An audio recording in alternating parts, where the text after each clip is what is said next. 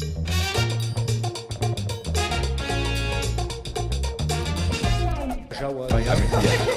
are now listening to the Voices of Dubai. You're listening Watching The Voices of Dubai with Joe Hage. This is the Voices of Dubai.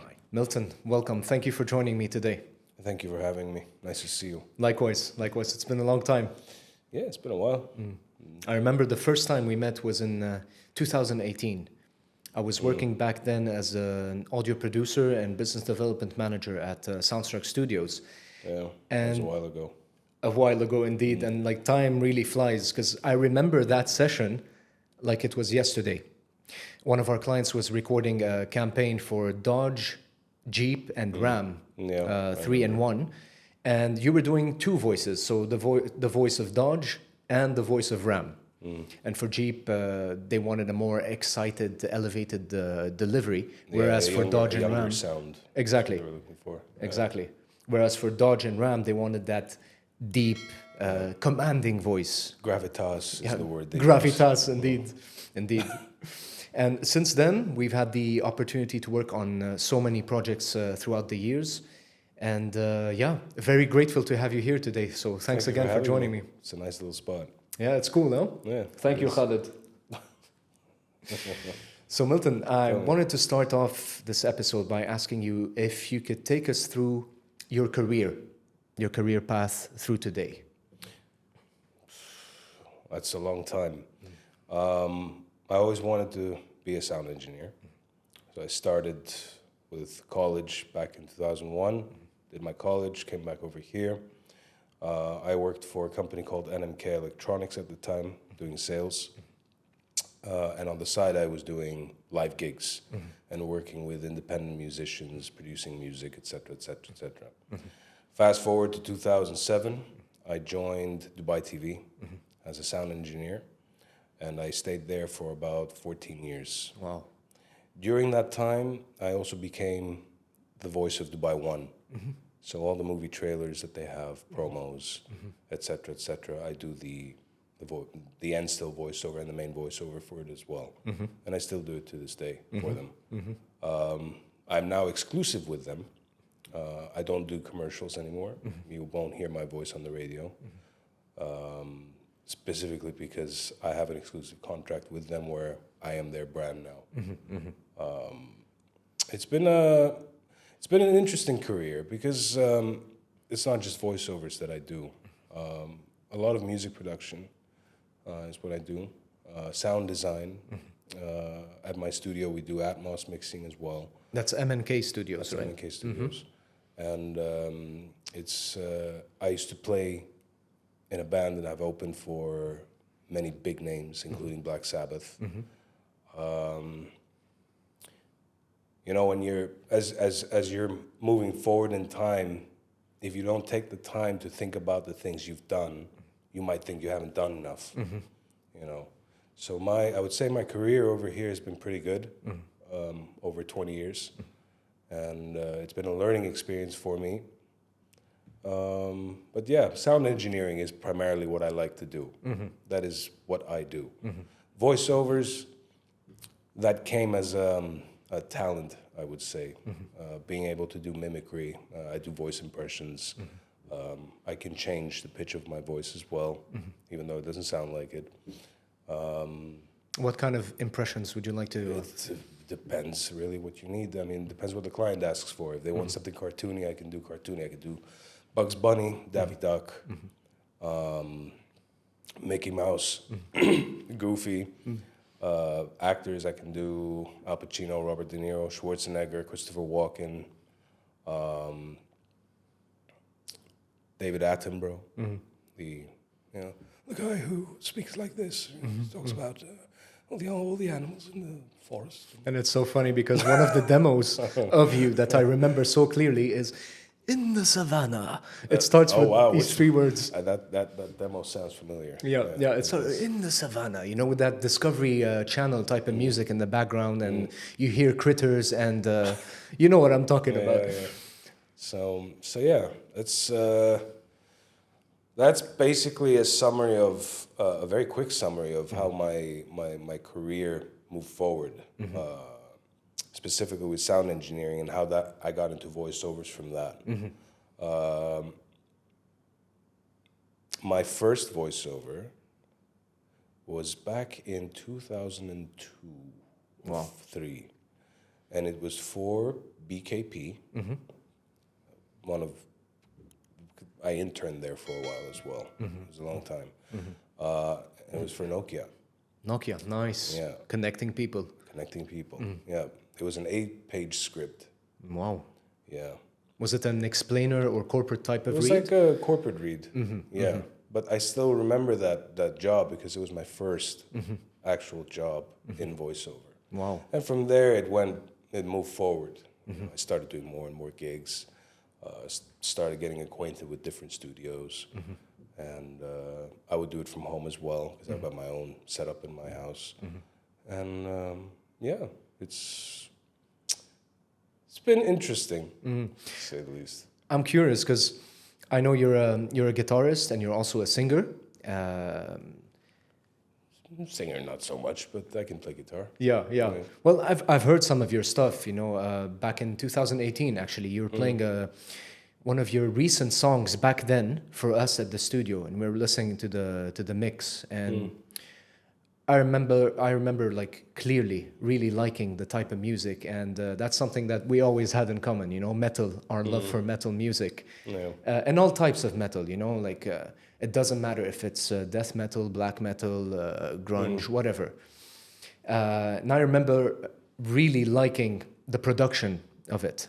Yeah, And thank you. I'm curious, since you're used to performing, how was your first experience recording that first voiceover, knowing you had already been on stage and performed in front of people? Was it nerve-wracking for you, or were you already experienced and had that confidence to read out loud in front of people? I had never been on stage until 2012 or 13. Okay. My first time on stage was with a band called Aneurysm. They're a prog metal band. As a voiceover, you don't go on stage, you're behind the scenes. And I'm more that guy. I don't like the limelight, the spotlight. I don't like it. So I prefer doing things that allows me to stay away from that. It's personal preference. Sure. But my first time doing voiceovers was nerve-wracking because I was new at it. But like every other practice, the more you do something and the better you get at it, the more confident you are, So it's really about finding yourself in that practice, in that, what's the word I'm looking for? Zone, and being confident with what you do. Now, you know how you have some artists that take an hour to deliver a 30-second spot? Unless the client is really, really picky, it doesn't ever take me more than 5 minutes to do a 30-second spot anymore. Once you've done it all, and you've done it so many times over 2 decades of doing voiceovers, and you get behind the mic, when you know what you're reading, and you know what the client is looking for, it's easy to get it done properly, quickly, and efficiently, if you're confident in what you're doing.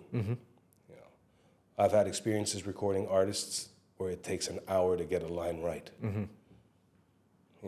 They're obviously not seasoned enough, or they don't practice enough, or maybe they're not cut out for it. So being on stage was a different story. Oh yeah. Because you're performing in front of people.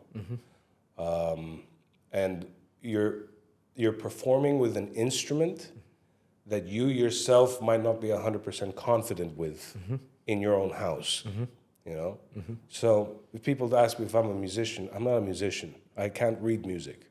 I can't write music. I can play guitar. I can put out some nice riffs, but I'm not a musician.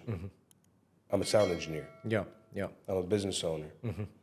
And I love playing the guitar, although I haven't picked it up in a while. And I'm decent at it, at least in rhythm. I can't play solos. Like, I can't improvise. I'm not that kind of guitarist. You know, there are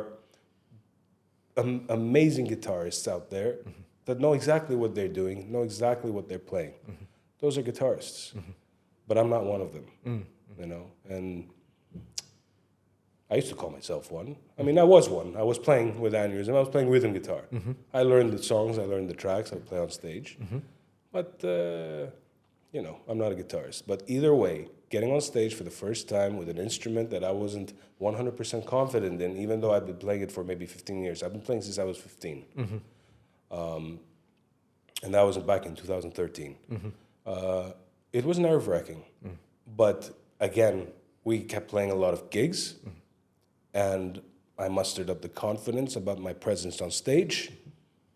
Man, it became like water from there. You know, my last gig was Black Sabbath. That was back in 2013, I think. What an amazing achievement. Was it 13 or 15? I don't remember. Yeah, that was my last. What an amazing achievement. Yeah. You know, just sharing the stage with these giants of the industry, right? Must have been like really an amazing experience for you. Yeah, and that's one of them. We did Avenged Sevenfold as well. We did Nightwish. Was it Nightwish? Nightwish. We did Nightwish in Lebanon. Oh, nice. Who else was there? There was a lot of names. Yngwie Malmsteen. I can't remember. But it's quite a, if I write them down, it's an impressive list. You can't say that many bands in the U.S. will have the same, you know, lineup in their tier, in their category, unless they're bands like Trivium. Actually, no, Trivium are now top. They climbed that ladder. Say like the medium range bands. Yeah, since the song Like Light to Fly is like, since that came out, they've been like on an upward. Yeah, they're one of those. You know, they're really good now. I'm very happy to know that they've come from where they came from, how they started, and where they've ended up. So yeah, that's good. Yeah. So yeah, it's always something you learn when you're putting your mind into an art that you know how to do, but you might not be 100% confident in. It's time and practice, and you become confident. I can absolutely relate to that, by the way. Because while you were talking, you reminded me of my first instance of playing on stage. I've been playing guitar since I was 8 years old. And my first gig, I was 15 years old. I was playing at the Meridian Hotel in Abu Dhabi. That's where I was born and raised. And I remember there was my dad, my mom, my brother. All my friends from school came to see me play. Even a business partner of my dad, Kato-san, he came all the way from Japan. He didn't come to see me play. He came for a business trip to see my dad, and he joined the party that night at the Meridian. And I remember I was pretty confident in my guitar skills because it's something that I absolutely love. I loved music since I was like a child, you know. We'd had karaoke sessions at home, karaoke weekends with my parents. It was all about music. Yeah. And I was playing The Sultans of Swing. That's one of my favorite songs. By Dire Straits, you know it. Yeah, and I know it. I had to play both solos and the small leads up throughout the solos. And I was 15 years old. So I remember that first experience going on stage. While practicing at home with my guitar professor, I was very confident. You know, it's like, oh, I got this. You know, I got all the notes. I can feel them. Getting up on stage was a completely different story. It is. But what I remember very clearly is the second I went up on stage and started playing the first note, it's as if everything around me was blurred, and I was in a universe, in my own universe, just doing my thing. That's exactly it. And from that day, you know, like I kept playing gigs throughout the years. It could be talent shows at school or like playing at different small bars. And then in Canada, I took that a bit further. But yeah, I can totally relate to that. Being on stage versus recording in the booth as a voiceover actor are two different universes. No, it's exactly like you said. It's getting to the stage that's nerve-wracking. Once you're on the stage, all the confidence comes out. Yeah, I remember that feeling. And I'm curious, how has your 14 years of experience as a sound engineer at Dubai TV helped to shape your career as a voiceover actor, or helped, I don't know, gave you more confidence, or did it give you more knowledge, a competitive edge, perhaps? Yeah, I would say so, because I think to date I've done maybe 5,000-6,000 trailers. It's and I started by accident with them. Not by accident. I was covering for somebody else, and they liked my voice, so they asked me to come on board. The other guy flaked. But doing it every day for so long, it obviously allowed me to expand my portfolio. And the variety of things I was doing for voiceover, because it wasn't just voiceover, sometimes we'd have to dub certain characters in order to incorporate a piece of music the producer wanted. So the voice impressions would come out. That became an addition to my portfolio. Dubai, my experience in Dubai TV helped me become what I am now. Not just in voiceover, but also in audio engineering. Because when you're doing trailers, when you're doing audio post for trailers, you have a certain amount of time you need to get them completed in. And I created a template, which they still use today, and I use at my place now, which basically allows us to cut the audio post-production time from half an hour, 40 minutes to 15 minutes. Wow. Just for our sound engineer viewers and listeners, could you tell us more about that template? What does it include in terms of plugins and... Well, plugins becomes a choice. But people have this idea that for every voice you need to have different settings. If it's recorded in the same room, you don't need different settings. Number one, it's the same room. My voice doesn't change, depending on who's listening to it. It's the same voice. So there is a tendency for a lot of these houses to have settings for different voice artists. And it's not necessary when it's done in the same room. It's necessary if they're recording outside, elsewhere, in a different room with different, resonances within the room and stuff like this. Maybe there's a boominess at 100 hertz, or there's, a honkiness at 500 hertz and stuff like that, that you will need to cut. And you can cut that on the track. But the first rule is, if the artists are coming in and they're recording in the same room, through the same system, through the same mic, you don't need multiple settings for different artists. Have a couple of tracks, send those tracks to a bus, and create a plugin set over there. And then, when you're recording, you simply bypass the plugin so that you track without latency. And then you activate, and the sound is generally clean and ready to go. And then I'll have settings for the music. I have basic settings for sound effects, sound design, etc. It's mainly just a bus. I work with a lot of busing. That's generally what I like to work with. It just glues everything together. But yeah, it just, and when I was doing voiceovers, because I knew exactly what I was doing, the project could take even less time. So a project that is booked for an hour, we get done in 10 minutes. It really depended the project. I mean, some were sound design heavy. Those would take maybe an hour and a half, 2 hours, 3 hours if they were really intense.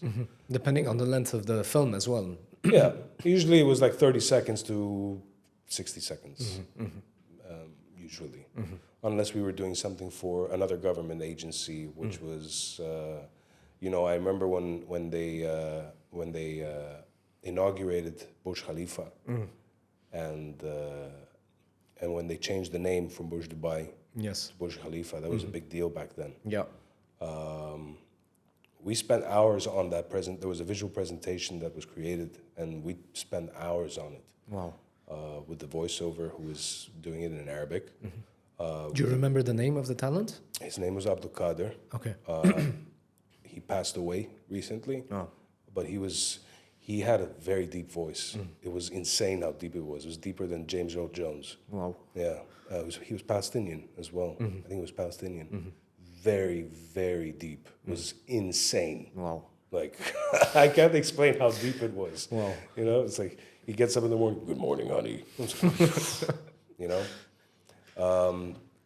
That was his name. He was an old man. He was an older man, maybe in his late 60s. Okay. And we spent hours on that project because it wasn't the typical trailer. It was a presentation. And they get those at the creative department in Dubai TV. And yeah, again, templates. The best thing is creating a template. You know, To be as efficient and yeah, as productive as possible. Why do you want to spend 1 hour when you can get it done in 10 minutes? I don't understand. Why do you want to have 100 settings for different voice artists if you're recording them in the same room? True. Like, it's sometimes there's no thought process behind it. They just think that it's necessary. Yeah, it's exciting. Okay, I have different settings. I got the CQ setting over here. You know. You know. But, I love that impersonation. My brother does it as well to perfection. So, yeah, why they like to make their life difficult, I don't know. So, yeah, where did this stem from? The question of how my time at Dubai TV, yeah, Contributed to your voiceover. Yeah, it did contribute a lot because I managed to expand my portfolio very quickly with them being their voiceover. And do you remember, is there a script that you remember? And can you give us a small sample? Because I remember, like, every time you watch Dubai TV, on Dubai 1, you know, and every time that ad played, or any ad played, and I recognize your voice, I would turn to my parents or whoever was watching TV with me. That's Milton, I know him. I'm trying to remember the Blade script. Blade, wow, what a movie. That's puts all the other Marvel movies to shame. Yeah. What was the line? I can't remember. I need to remember the first sentence, and then I'll remember everything else. Yeah. It was a sugar-coated one. No, I can't remember, man. That's fine. Yeah, I used to know it by heart. Yeah. I remember Blade. We did a couple of Blade promos, actually, and that was my favorite one because I really got to, you know, come down here, you know, just let my body do the talking. What was the script? It was, the world we live in is a sugar-coated one. Beneath this lies another, the real world, where the undead walk the night, but live in fear of one man, Blade, on Dubai 1. Awesome. Awesome. That's awesome. Yeah. You recently won an award as well for Best Sound Engineer for an Atmos mix. Yeah. Congratulations for that, you very man. much. Well deserved. Thank you. How did that come into effect? Did you apply for something? Did you work on a specific project that you presented? We did a mix for a local artist, U.A.E.-based artist. His name is Abri, Handan Al-Abri. He's a good friend of mine. He approached us to do a mix for one of his songs in Atmos, which was already released in stereo format. Okay. And we said, okay.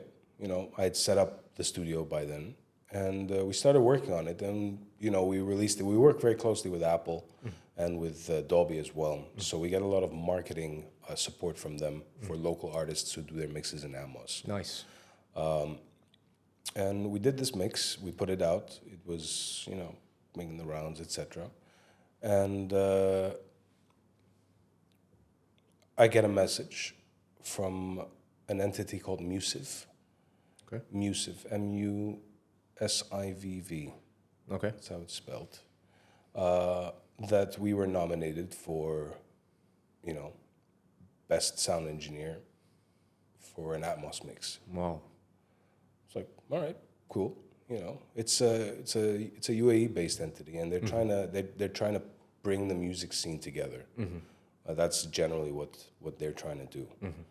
Marcus is the guy's name, the guy who's in charge of it. Okay. He's I can't remember who he used to work for, But he put this thing together, and the idea behind it is similar to the idea of what used to be called Fried back in the day, Yes. Fried.com. I was about to ask you about Fried. Yeah, except there's no, at least not to my knowledge, I might be getting this wrong. Fried was an online platform that brought musicians of all calibers, specifically though rock, together.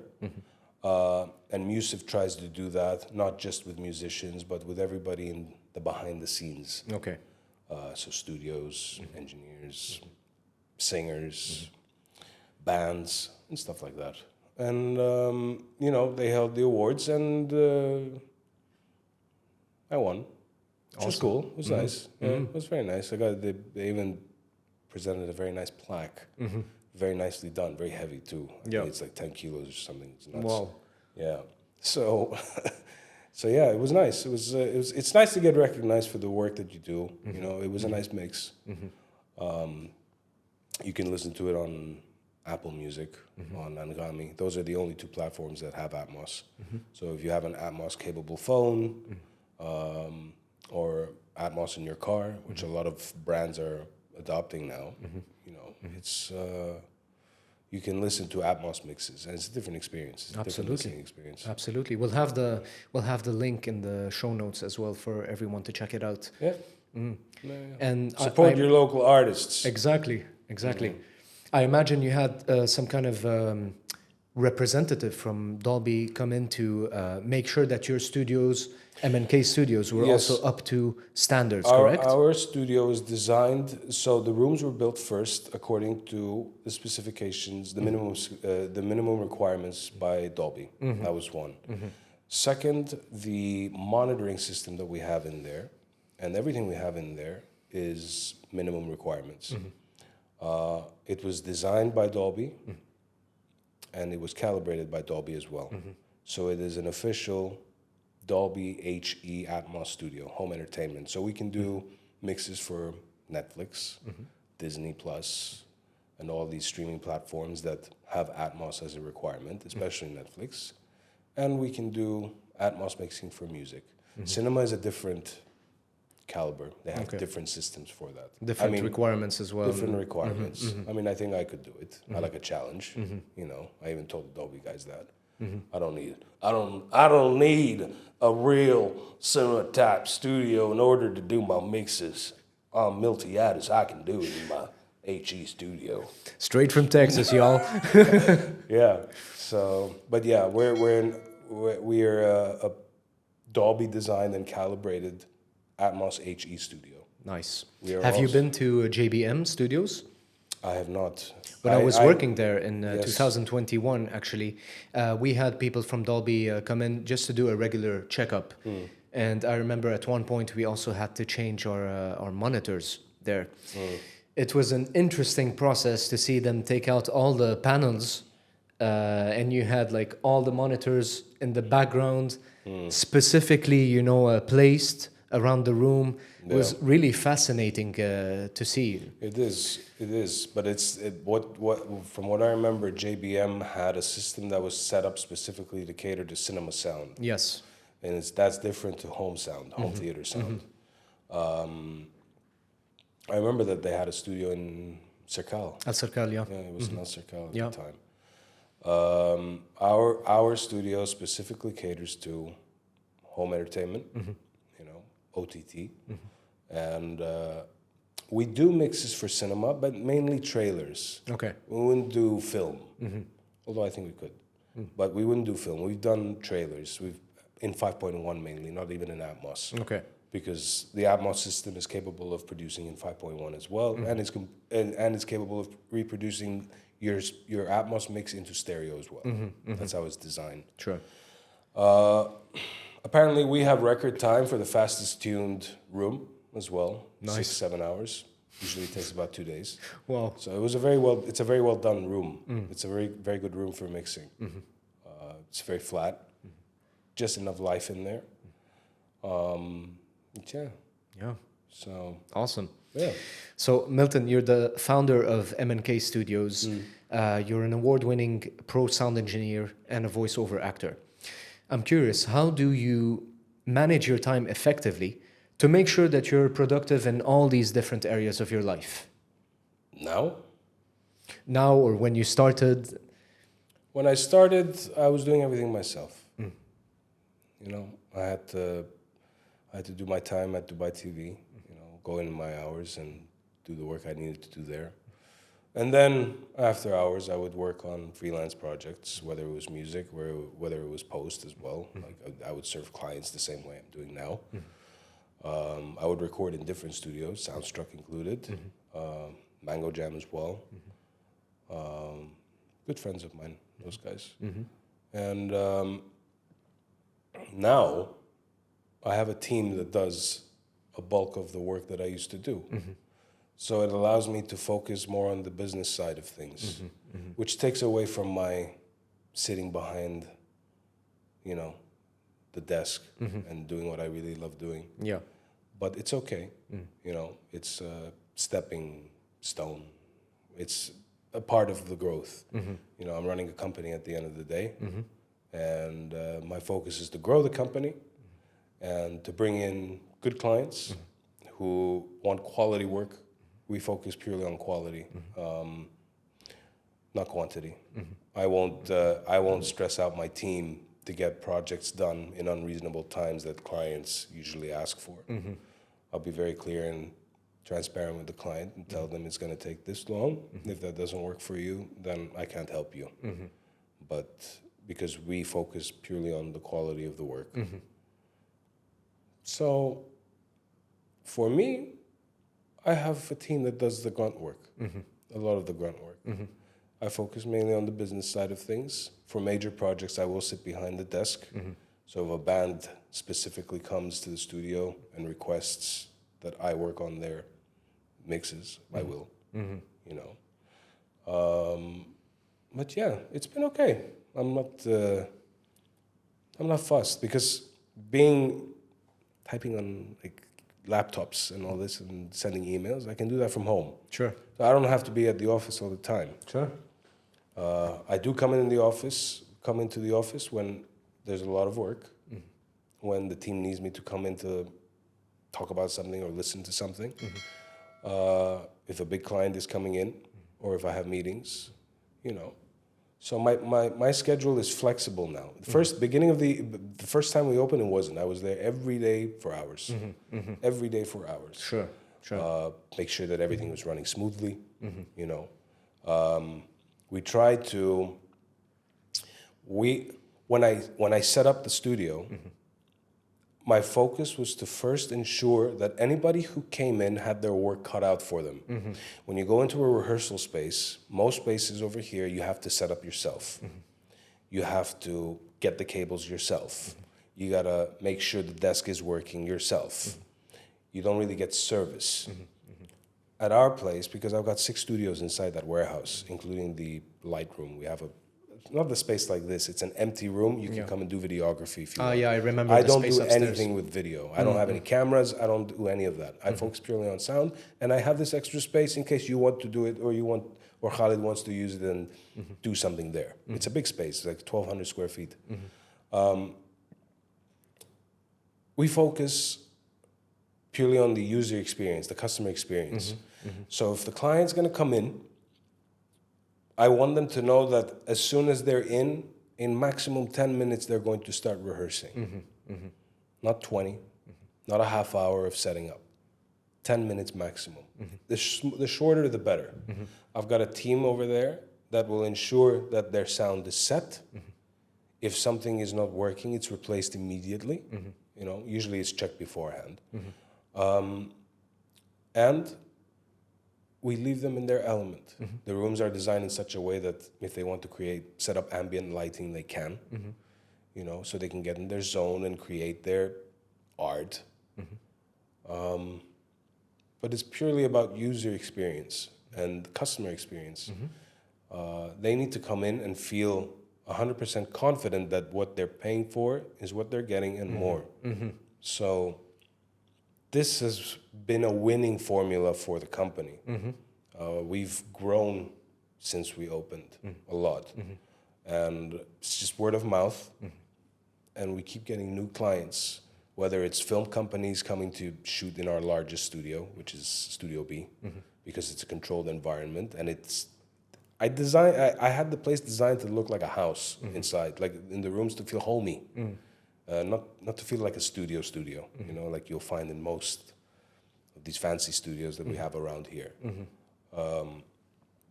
But very well acoustically treated, isolated rooms, and yeah.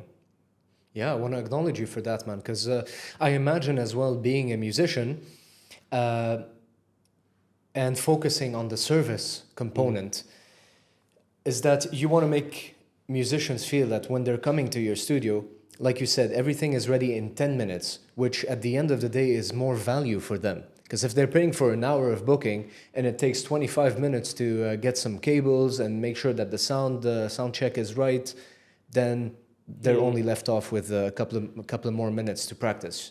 So I want to acknowledge you for that, because that's something I truly believe in personally as well, and it's service. Yeah. The better you value. serve, exactly, the better you present value to the people you're working with, the more you tend to retain long-term clients as well. Yeah, but it depends the client and their mentality. You have a lot of clients who see things only at face value. You know. Yeah, the cost or. You know. Yeah. Yeah, we're a more expensive studio. That's true. But I have 10 times more to offer to them than anybody else. I'll say that with full confidence. You know, and it depends on them. If they want to use it, you use it. If you don't want to use it, don't use it. I charge this much because these are my bills. You know, a lot of customers and clients, they don't think about why companies charge what they charge. You know, in every industry. Yeah. You know, and clients, usually those with no experience. No question. I mean, yeah, you have rip-offs and you have decent rates, and then you have substandard rates. You know, depends on the client and what they're looking for. Sure. And MNK Studios has a whole batch of loyal clients who take our packages. We offer packages as well, and we offer a booking system online. So they don't even need to call in. Create a profile on the website, check the calendar, whatever sessions you want, you click, book, pay, and the sessions are booked for you. Done. You know? Very smooth, efficient, streamlined. That I learned from SAE when I was in college, because there was a booking system in order to book the studios. The difference was, in SAE, if you booked a session, if you booked 4 hours, for instance, or 2 hours, or even 1 hour, and you didn't come in for that session, because you have to register that you've logged into the session, Okay. you get banned for 2 weeks. Wow. So you can't get any projects done. Wow. I wish I could implement that kind of Yeah. disciplinary, you know. Yeah. And like you said, it's a learning experience, right? Like, Yeah. No, we've got great clients, you know, and they're happy over there. Anything that they need, we help them out with, you know. You know, if you're regular enough, if I'm feeling generous, I'll say go and use the big studio. Go and try it out. Maybe you like it. yeah. You know, give them the chance to, because the big live room is the best sounding room. It's a really good sounding room. So, yeah. Awesome. Milton, you've recorded for some of the biggest brands across the globe and in the U.A.E. I mean, we're talking Dodge, Ram, Hardee's, Chevy. You're the voice of Dubai One, you know. Hardee's as well.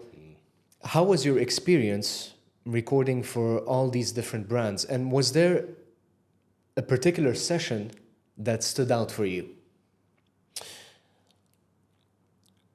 Not for any of these brands. Okay. I've done a lot of voiceovers for them, for those brands, especially Ford and Hardee's. But the session that stood out for me most had nothing to do with these brands. It had nothing to do with cars. It was a voiceover for a museum in Shindaga that they opened. I forgot what it was called. And I auditioned for one of two roles. The narrator and impersonating an older British sea diver, pearl diver. They wanted the British accent. And for some reason, I got the older British sea diver role. Okay. Because of my David Attenborough impression, you know, and maybe my ability to act as well, because voice acting and voiceover are two different things. Absolutely. That was one of the things I remember, because I know so many older British voiceover actors here, and I was thinking to myself, why me? Like, I'm not British, I'm not old. I know a couple of guys who could do this for you. You know them too. Why are you calling me to do this? I'd rather do the narrator. But it turned out real cool at the end. So yeah. Ads are fun, but it gets stale. Yeah. Any animation project? Yes, animation. I think my highest profile, I would say, is an animation I did with SoundStruck, actually, back in 2015, the Year of Light. There was an animation film coming out, Ibn al-Haytham and 1001 Inventions, I think that's what it was called. And I auditioned for 2 roles, for which I got an African general and a Chinese scholar. Wow. And the high-profile name in that animation was Omar Sharif. Nice. God rest his soul. He passed away shortly after that show, that movie, that animation. They showcased it at the Dubai Film Fest, I think. And it was by, who was it, Blink? Yes, it was Blink. It was Blink, right? Yes. Blink Studios. 1001 Journeys, something like that? Yes. That was something special for me. Because it had to do with history, which I like, and I got to be in a film that had a big actor in it, you know. So yeah, that was a highlight for me. Nice. Yeah, that one. That's awesome. 1000 Ibn al-Haytham and the Year of Light. I think that was what it was called. Yeah, because he discovered how light works, right, or something Nice. like that. Yeah. Yeah. So. And we've both seen a big shift in the industry. I mean, we used to go physically to studios to record most of our voiceover work. And nowadays, as you know, after 2020, a lot of these sessions started to happen remotely, where the client wants to attend via Zoom, Google Meet, Source Connect, whatever. How do you feel about these developments? I don't have a problem with it. What I do have a problem is with bad sound and bad recordings. Professional studios, like say SoundStruck, Mango Jam, ourselves, BKP, we have the booths we have because they're designed to kill any noise factors that the mic will pick up. Voice artists don't seem to understand this all the time. So if you're going to set up at home, and if you're going to record from the comfort of your home, you need to put in the investment into your system, into your room, to ensure that the recordings you're charging for are worth the value that you're claiming those recordings are worth. So, because in a studio, we can hear everything that the mic picks up. Everything. The artist has no idea that we can hear his fan or her fan 10 meters away spinning, but we can hear it. Because unfortunately, most microphones pick everything up. You know, they're so sensitive, especially the large diaphragm Condenser mics. So if you're going to work from home, you need to invest in the room you're setting up. A closet is not going to do it. Yeah, it works, but you can't get rid of the honkiness that comes from the resonance of a typical closet, you know, without doing severe work on post. It's like anything. It's like if your vegetables taste good, that stew you're going to make, if the vegetables you have, the raw vegetables you have are good, the stew is going to taste good. And it's the same thing with recordings. If the recording at the source that you get is high good, quality, then the work is so much easier. It's so much easier. And it's a real hustle.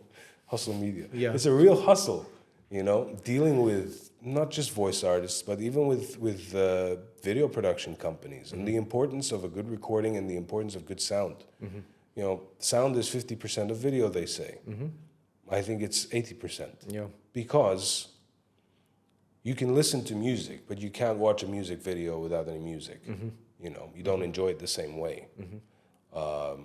You can sit in a cinema and have something playing, and if it's a good mix and it's good storytelling using audio engineering techniques and sound design and whatever, you can sit there and listen and imagine everything that's happening. It's like reading a book. When you're reading a novel, your imagination comes to play, and you create the scenarios. With film, you've already got the scenario. It's there for you. But if there's no depth in it, which is your sound, it's worthless. Agreed. So on the voiceover front, if you're a voice artist and you refuse to come to a studio because you just don't, make sure your setup is good at home. Have you ever had to reject a sample that you got? I have. Yes, I have. I refuse. And I'll tell the client, I refuse to work with this artist for your sake. Not mine. Yeah.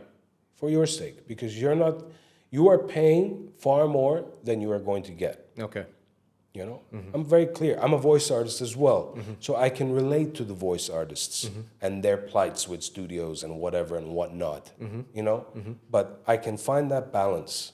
Because you're also a sound engineer. I'm a sound engineer and a business owner. And I run a company where I want to give my clients the best that I can.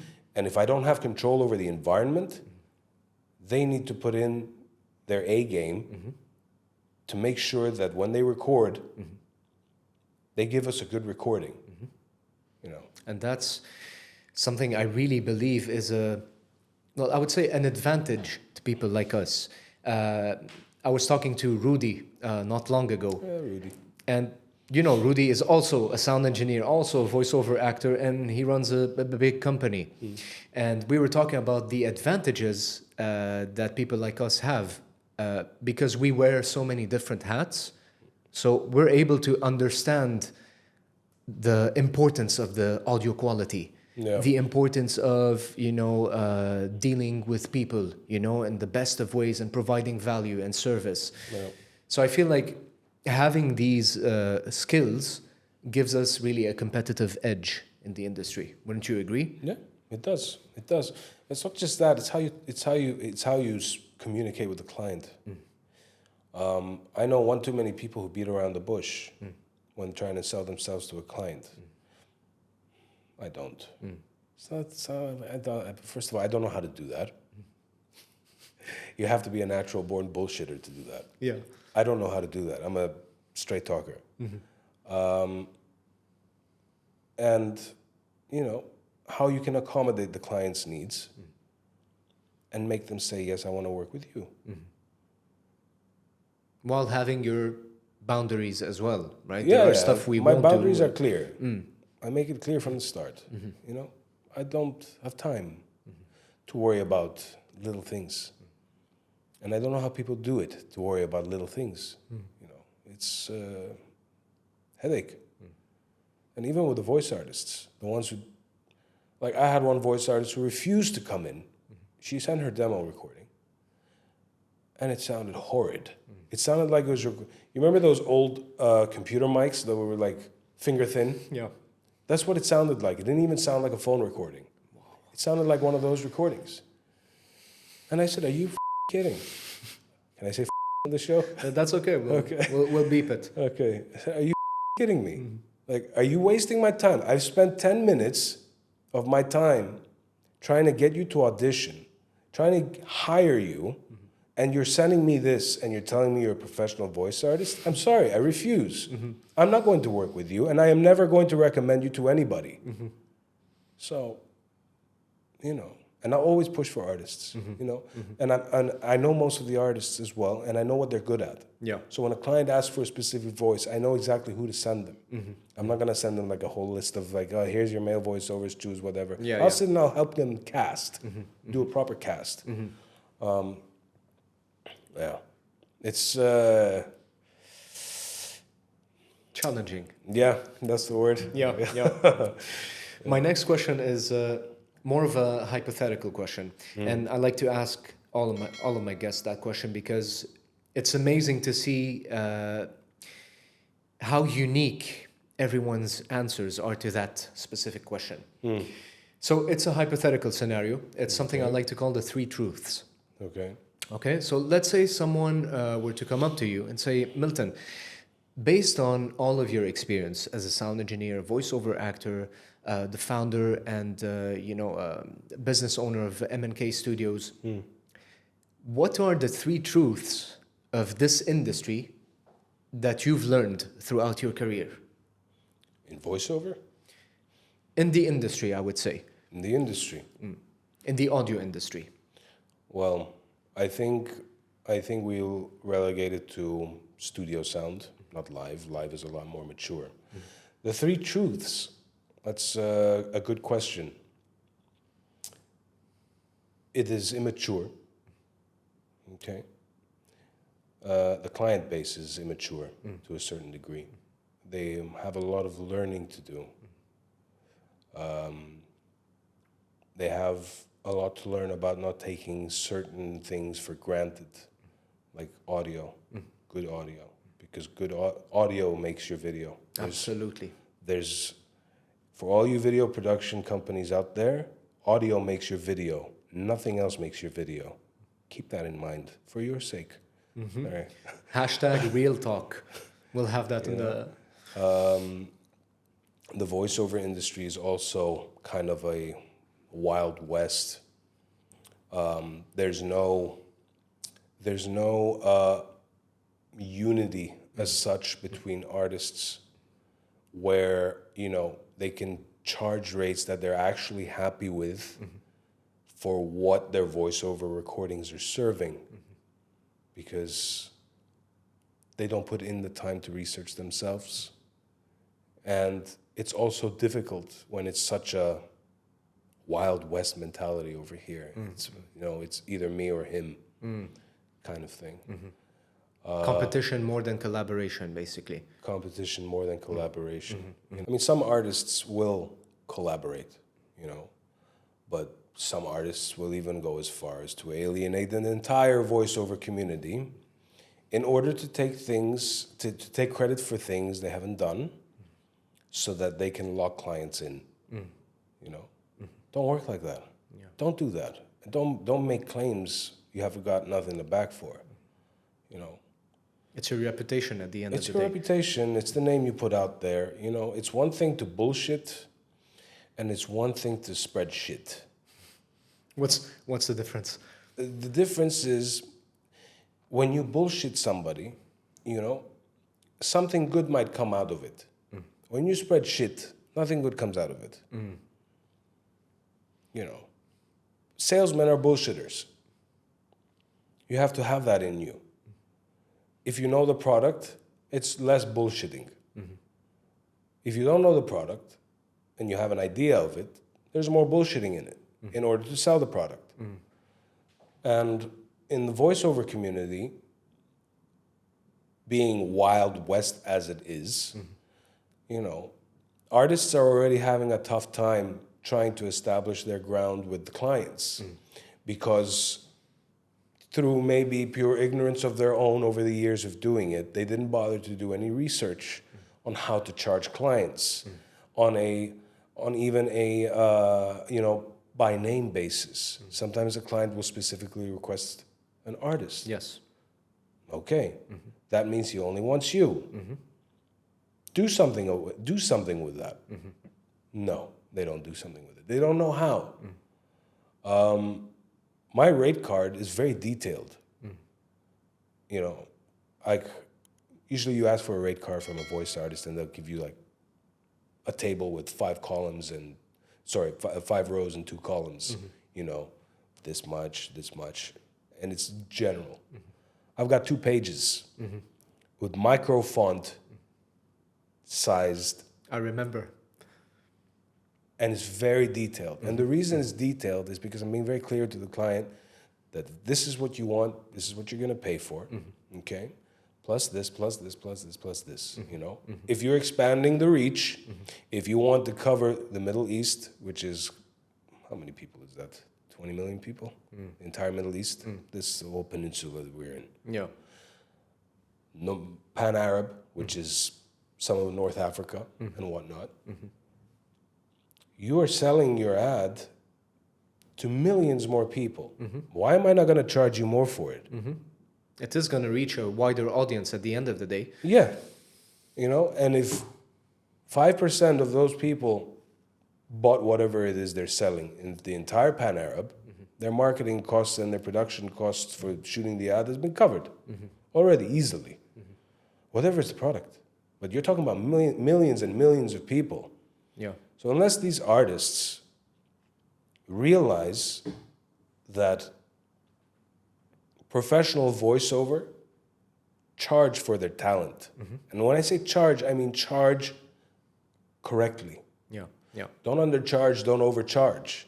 But you've been undercharging for so long that video production companies and anybody who's hiring voice artists take them for granted. And say, no, I can do it for cheaper for this. And then the voice artist panics, oh no, I don't want to lose the job. I'll do it for 600 dirhams when it's worth 2,000 dirhams. That's so true. That's so true. So based on these 3 truths that you've learned, what are 3 pieces of advice you can give to people who are interested in starting a career as a professional voiceover actor? Work hard at it. That's number 1. You either have the talent for it or you don't. Let's be very clear about that. You either have it or you don't. It's the same with everything. I'm not good at mathematics, I've got an aunt, she's like a mathematician, Some people are good at certain things. If you're good at it, work at it, okay? Practice, watch trailers, listen to ads, do some classes with some professionals as well, who've been doing this a long time, so they can teach you how to breathe when you're doing voiceover and stuff like this. So work at it. That's discipline, basically. Learn the discipline. Be honest with whomever you are working with. Don't pull back. Don't rescind. Don't hide what you think. Speak exactly what you need to say. Say exactly what you need to say to whomever it is you need to say it to, in order to execute the job the way it should be. When I deal with clients and they ask me to record, when I was recording, I'll tell them, no, I don't think this is going to work, and I'm going to tell you why. I'm not just there to be the voiceover. Yes, I'm hired to be the voiceover, but if I help them, they're going to call me back. For sure. They're going to call me back. And, third, help me with that. What would be a good third based on our conversation today? So number 1 was work hard at it, because we both know that talent alone isn't enough. Yep. Second, speak up, be generous, and be honest. Yeah, be transparent. Give a little more of your time to help the client. Sure. Once you've learned to understand what you're doing as a voiceover. That was one of my 3 truths, by the way. Be generous. Always give more than what you're expected. Exactly. Don't be so rigid. Yeah. And I don't know. What is the third? It's kind of hard to think with all these lights around me. Make sure your equipment at home. Make sure your recording space, if you're recording remotely. That's part of take it seriously. If you're going to record remotely, you need to invest. And 2,500 dirhams on a mic setup is not an investment. If you're a professional voice artist that gets a lot of work done all the time from your home studio, you got to fix that room up. You got to treat that room up. you know, put rugs in there, put carpets in there. Carpet kills 50% of reverberation in a room. Yeah, it attracts dust. Choose a nice carpet. Get somebody to clean it every other day. But things like this, because like even just doing this podcast here, I can hear the room, you know? Yeah. They don't necessarily know that, but we know that. And I can't give this to my client when they're paying premium rates for it. You know what I mean? Yeah, thank God we have JH Audio working on this audio. These tools are an excuse to do lazy work. That's the truth. These noise reduction tools, unless you're recording outside, but even then, that is also lazy work because they've used mics that are not suitable for the job they used to shoot outside. Like a shotgun mic or... Use a proper shotgun mic. It's 4,000 dirhams. How much is it? But it's as directional as you know, and it does the job properly. Absolutely. You know, so all these tools, AI and all that, you know, noise reduction and whatever, is good for certain things. But to use it as an excuse to not spend a bit more money to get quality, it's pathetic. It's pathetic. Because at the end of the day, you're hurting your production. Yeah. I mean, you can hear the artifacts that these tools create. You can hear them. You know, you can, if you pay attention to the recording, you get that sound. That's literally what it sounds like. So It's true. And when you bypass, you know, you hear only that. Like, that's true. So yeah, work at it. You know, work hard. Learn the job. Be generous, and it's the third one. Stop making excuses. There we go. Stop making excuses. Nice. Learn how to charge. Find the time to research. You know what's annoying? I've had artists call me every day. You know, and I'm not calling out anybody. I'm just saying it as it is. Call me every day asking me for advice on what to charge. Wow. And I'm happy to help you to a certain degree, but the rest is up to you. Because I spent my time researching how to create that rate card. Maybe a week on Excel or whatever it was I used, I don't remember. But I spent a week researching how I should charge clients based on how they charge in the US and knowing how much they would be willing to pay here. So I had to find that compromise. But I spent time on it. I'm not going to give you what you should be willing to learn yourself if you love what you're doing. Because that comes back to work hard and being serious. Yeah. Research, learning, always looking for ways to improve, to educate yourself. Yeah. And no excuses. Yeah, yeah.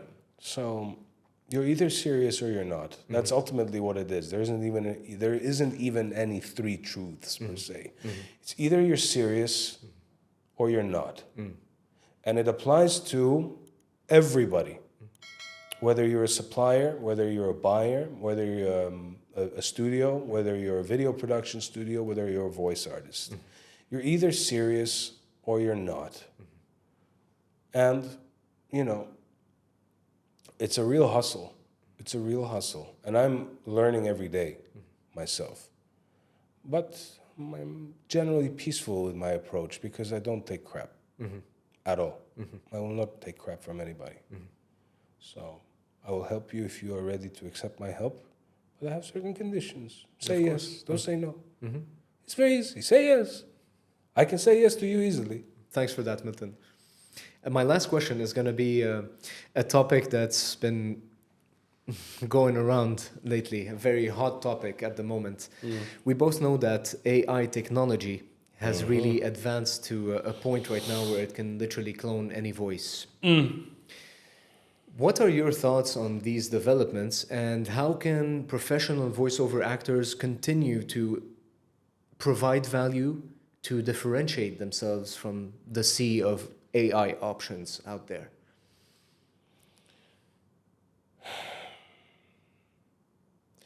I hope that AI self-learns, turns into robots, and obliterates the video production industry, just so that they can learn that using AI is not your solution.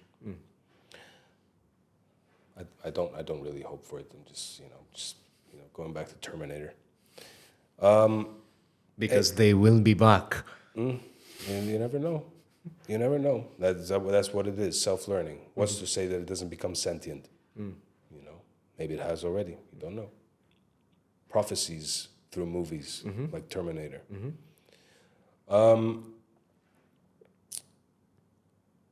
I think AI is a load of crap. I hate it. I really hate it.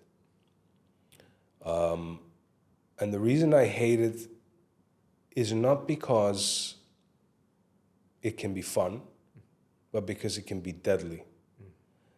And deadly not in a physical sense, but it can have negative effects on the lives of millions and millions of people who dedicate their time and craft to providing services to clients, like voiceover, like graphic designers. Graphic designers spend hours. With AI out there, you have your work cut out for you. Not only that, with AI, you don't know who's putting in the hours for the amount you're paying. Sure, it's not about the hours you work, it's about your experience. But if your experience is clicking a button and letting AI do the work for you, then that's not worth what you're paying for, because you can do it yourself. Yeah. If somebody comes to me and asks me to record a voiceover in 5 minutes and I get it done in 2 minutes, that's my experience. And I'll charge for the full 5 minutes. But if I get a computer to do it and I get it done in 1 minute, that's not my experience. That's the computer doing the work. That's AI doing the work. So what I think of AI is that unless the artistic community gets out of their little shell that most artists tend to be in, all about themselves. Oh, it's me, me, me. I know because I used to be one. And speak up, you might lose whatever talent you have and whatever abilities you have. This thing that Fran Drescher was, she's in charge of, what's that in the U.S.? That strike that they had against all the studios. Is it Higher Human or? Something like that. I don't remember. It's that actress, Fran Drescher. She's the one of that show Fran, if you remember it from years ago. She's in charge of that one. You're the second person that mentions that, yeah. Yeah, they went against the studios who want to record the voices, I think, of professional actors and have them sign them off for eternity for them to use it as they please. That's not how it works. My voice is my voice. It's intellectual property. If I sign it off for you to use, that's a loss for me. Like me now. I signed this off to you. If you make millions, then I don't make anything. But you made millions, but I signed. Yeah. Same story. Yeah. You know what I mean? Yeah. So I am completely against AI. Completely against it. I think it's a pathetic excuse for a lot of people to half-ass the work. ChatGPT too. It's the same thing. ChatGPT is not even AI. It takes cues from multiple sources, that have similar nature and formulates it. This is what I understand of ChatGPT. I might be wrong, but, everything is binary at the end of the day. Zeros and ones. Another topic for another day. Yeah. But Milton, thank you so much. I want to acknowledge you for sharing all your experience with us. I know we try to keep it as short as possible. Acknowledge you for all the work that you've done throughout the years, Thank you. the work we've done together. It's been a pleasure. And recently I actually recorded Yes, for you you did. guys, which was a great experience, and looking forward to many more in the future. Always. Yeah. Thank you. Thanks again, man. No worries.